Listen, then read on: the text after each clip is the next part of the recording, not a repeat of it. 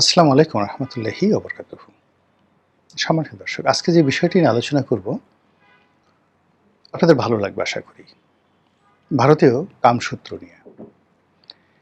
ভারতীয় কামসূত্র মানব জাতির ইতিহাসে যে সকল যাকে বলে মাস্টারপিস তৈরি হয়েছে সাহিত্যে এবং স্ক্যাপচারে অর্থাৎ স্থাপত্যে, সেই ভারতবর্ষের সেই যে কামসূত্র কেন্দ্রিক স্থাপত্যকলা এবং শিল্পকলা, সাহিত্যকলা এবং কামসূত্র কেন্দ্রিক রাজনীতি, এটা কি করে ভারতীয় যে সভ্যতাকে আজকের পর্যায়ে নিয়ে আসছে, এটি নিয়ে আলোচনা করব। আমরা প্রথমত কাম বলতে যৌনতা বুঝি, আর সেক্স বলতে আমরা শুধুমাত্র যৌনতা বুঝি। নারী পুরুষের যে সঙ্গম, সেটা বৈধ হোক, অবৈধ হোক, পরকীয় হোক, যেভাবে হোক না কেন, এটাকে আমরা সাধারণত সেক্স বুঝি। কিন্তু কামসূত্র যেভাবে রচিত হয়েছে, তো সেই যে কামসূত্রের যিনি জনক, তিনি যেভাবে এটি রচনা করেছেন এবং একজন নয়, পরবর্তীতে পরিমার্জন করেছেন, এবং এটা নিয়ে কিন্তু একটা অসাধারণ একটা সিনেমা হয়েছে ভারতে, এবং রেখা, কিংবদন্তির অভিনেত্রী রেখা এখানে অভিনয় করেছেন। এই কামসূত্র অনুযায়ী যে জিনিসগুলো দেখা হয়েছে, যে নারী এবং পুরুষের যে সম্পর্ক, সেই সম্পর্কে একজন নারী কি করে একজন পুরুষকে গড়ে তোলে, কেন একজন নারী পুরুষকে তার আপন হিসেবে, আশ্রয়দাতা হিসেবে, সাহারা হিসেবে গ্রহণ করে, পুরুষের কোন কোন বিষয়গুলো তারা পছন্দ করে, ইত্যাদি বিষয়গুলো কিন্তু কামসূত্রে বর্ণনা করা হয়েছে। আবার একই সঙ্গে পুরুষ কি ধরনের নারী পছন্দ করে, নারীর হাসি, নারীর দেহসৌষ্ঠব, নারীর পরশ স্পর্শ, এবং নারীর মধ্যে যৌনতার মাধ্যমে নিজেকে বিলীন করে একটা পুরুষ যে তৃপ্তি পায়, সেই তৃপ্তির জায়গাটুকু নারী যদি জানতে না পারে, বুঝতে না পারে, তাহলে সে পুরুষকে তার ঘরে আবদ্ধ রাখতে পারে না। এই যে বহু পুরুষ পতিতালয়ে যাচ্ছে, গণিকালয়ে যাচ্ছে, পরকীয়া প্রেম করছে, অন্য নারীতে আসক্ত হচ্ছে, একের পর এক জীবন সঙ্গিনী পরিবর্তন করছে, কেন? এই কাহিনীগুলোই চমৎকারভাবে সেই কামসূত্রে বর্ণনা করা হয়েছে, এবং কামসূত্রের সূত্রে পরবর্তীতে ইউরোপের যে জমানা, সেই ইউরোপের যারা বিজ্ঞানী, সাহিত্যিক, তারা এই জায়গাতে হাত দিয়েছেন। এই যে মোনালিসা ছবি, কিংবা ধরুন অন্য বিখ্যাত যে সমস্ত ছবি আছে, দ্য ডেভিড, মাইকেল অ্যাঞ্জেলোর দ্য ডেভিড, কিংবা লিওনার্দো দা ভিঞ্চির মোনালিসা, তো এই ছবিগুলোতে পুরুষের বা নারীর যে দেহসৌষ্ঠব ফুটিয়ে তোলা হয়েছে, আকর্ষণীয় করে তোলা হয়েছে, এগুলো মূলত ভারতীয় কামশাস্ত্র থেকে। তো সেই কামশাস্ত্র অধ্যয়ন করতে গিয়ে আমরা দেখলাম যে আমরা জীবনে প্রায় আমাদের বেশিরভাগ নারী এবং পুরুষ জীবনের একটা বিরাট সময় আমরা কাম দ্বারা ক্রোধে উন্মত্ত হই, আমরা কাম দ্বারা লোভাতুর হই, কাম দ্বারা যুদ্ধ এবং বিগ্রহে জড়িয়ে পড়ি, কামের কারণে ব্যবসা বাণিজ্য, জীবন জীবিকা জন্য আমরা ছুটে বেড়াই। অথচ কাম জিনিসটা কি? কাম থেকে কিভাবে ক্রোধ আসে, কাম থেকে কিভাবে জীবিকা আসে, কামনা থেকে কিভাবে বাসনা আসে, বাসনা থেকে কিভাবে ঐশ্বর্য আসে, ঐশ্বর্য থেকে কিভাবে সভ্যতা আসে, এই বিষয়গুলো আমরা না মিলিয়ে কেবলই মাত্র পশু পাখির যৌনতা, সেই যৌনতার মতোই নারী পুরুষের যৌনতাকে আমরা যাকে বলা হয় দেখার চেষ্টা করি। যেমন একটা ছোট্ট উদাহরণ আপনাদেরকে বলি, প্রথম প্রশ্নটা করি, তারপর উত্তর দেব। কামশাস্ত্রে উল্লেখ আছে, প্রাচীন ভারতে নারীদের কাম আসত না। পুরুষ বেদমভাবে প্রহার করার পর পুরুষের হাতে মার খাওয়ার পর নারীদের কামাভাব জাগ্রত হতো। আচ্ছা, এখন বলেন তো এটা কেন? এই জিনিসটা কেন যে আপনি সেক্সে আপনার জীবনসঙ্গীকে নিকে আনবেন, কিন্তু তাকে পিটুনি দিতে হবে, মারতে হবে, তার আগ পর্যন্ত তার কাম আসবে না। এটা কেন? একটু চিন্তা করেন তো। বা এ ধরনের চিন্তা কখনো আপনি করেছেন কিনা যে ইতিহাসের হাজার হাজার বছর ধরে এরকম একটা অবস্থা আমাদের সোসাইটিতে ছিল। কারণটা হলো নারী তার গৃহকর্মে এতটা ব্যস্ত, তার আসলে যৌনতা নিয়ে চিন্তা করার সময় থাকতো না। প্রচণ্ড ব্যস্ত থাকতো।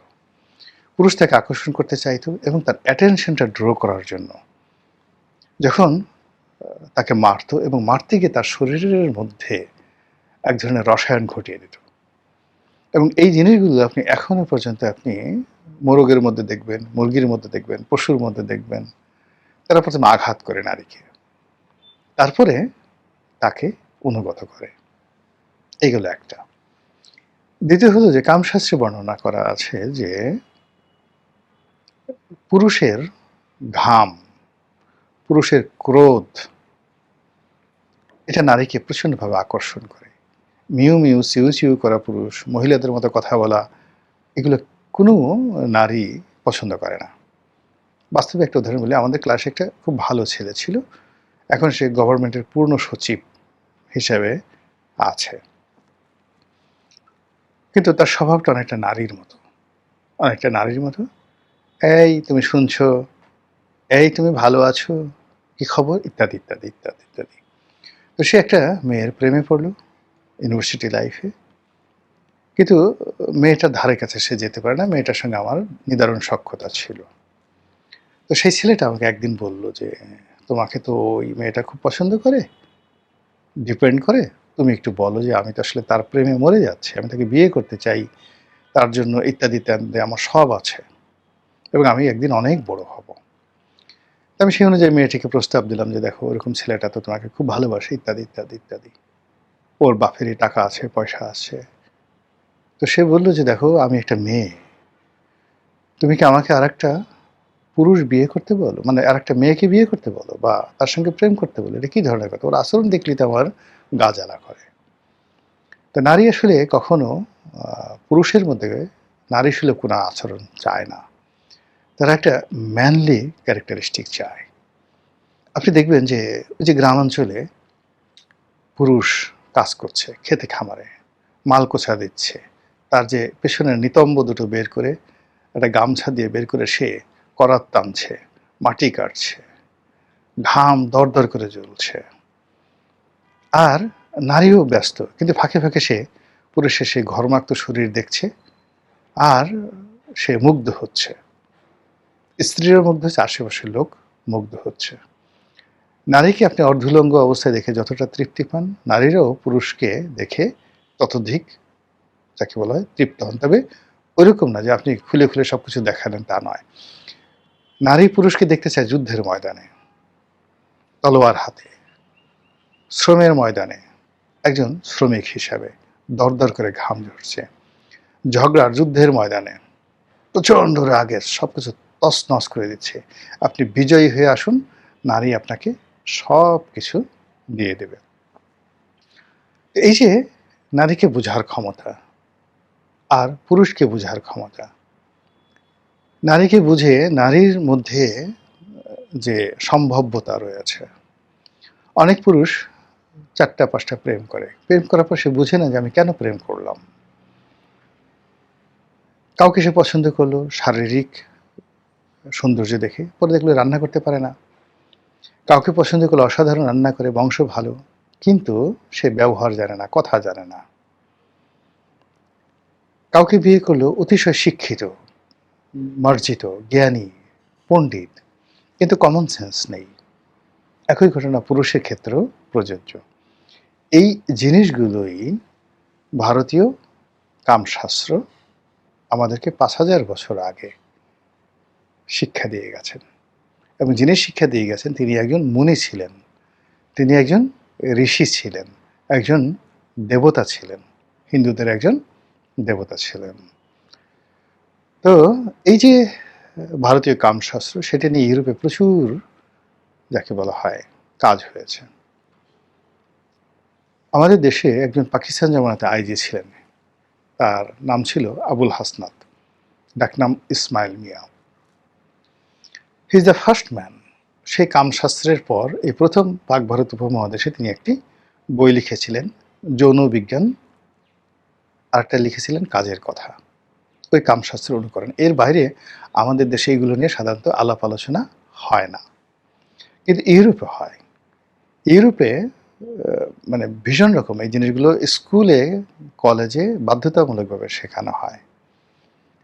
শুধু তাই নয়, এই যে আমরা যে রাজনীতি করি, রাজনীতির ময়দানে আমার কথার মধ্য দিয়ে, পুরুষের কথার মধ্য দিয়ে পৌরুষ বের হবে, নারীর কথার মধ্য দিয়ে নারীত্ব বের হবে। এটা কি করে মানুষকে আকর্ষণ করা সম্ভব? এটা আলাদা সাউন্ড তৈরি হবে।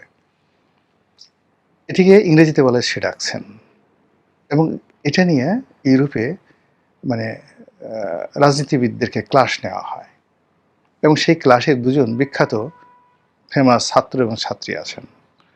একজন হলেন রোনাল্ড রিগান, আর একজন হলেন মার্গারেট থ্যাচার। তারা প্রাথমিক জীবনে কথা বলতে পারতেন না, বক্তৃতা দিতে পারতেন না, কিন্তু এই কোর্স মানে তাদের কথায়, আচরণে, চেহারায়, পোশাকে, পরিচ্ছদে তারা যৌনতা ছড়িয়ে দিয়ে, সেডাকশন ছড়িয়ে দিয়ে মানুষকে আকর্ষণ করার যে দুর্নিবার যে শক্তিমত্তা, এরা এই কোর্স করে তারা অর্জন করেছিলেন, আরও বহু মানুষ।